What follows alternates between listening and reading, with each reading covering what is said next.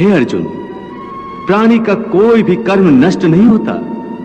मनुष्य को अपने हर कर्म का फल अवश्य मिलता है। इस तरह प्राणी के कर्मों के अनुसार उन कर्मों का फल हर मनुष्य के प्रारब्ध में लिख दिया जाता है। इसी कारण हर जन्म में मनुष्य अपने ही कर्मों के बंधनों में बंध जाता है। इसी कर्म के बंधन में बंध जाने के कारण मनुष्य आवागमन अर्थात जन्म जन्मांतर के चक्रव्यूह में फंसा रहता है और उसे मोक्ष प्राप्त नहीं हो पाता।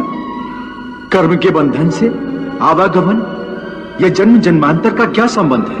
मनुष्य अपने एक जन्म में जो कर्म करता है, उन कर्मों के फल के रूप में पाप और पुण्य दोनों ही होते हैं। कभी पाप अधिक होते हैं तो कभी पुण्य। दोनों का दुख सुख भोगते हुए मनुष्य अपने नए जीवन में जो कर्म करता है, उनका हिसाब पाप पुण्य के खाते में नए सिरे से लिख दिया जाता है।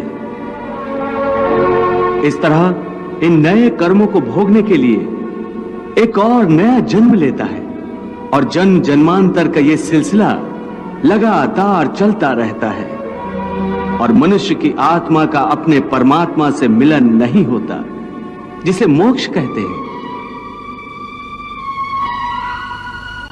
हे कृष्ण, इसका अर्थ तो यह हुआ कि मोक्ष प्राप्त करने के लिए मनुष्य को पाप और पुण्य से बचने के लिए कोई कर्म ही नहीं करना चाहिए। सारे कर्मों का त्याग करके सन्यासी बन जाना चाहिए।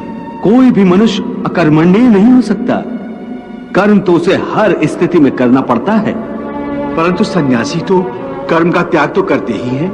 हे पार्थ, सन्यासी भी कर्मों का त्याग नहीं करते, ना ही कर सकते हैं।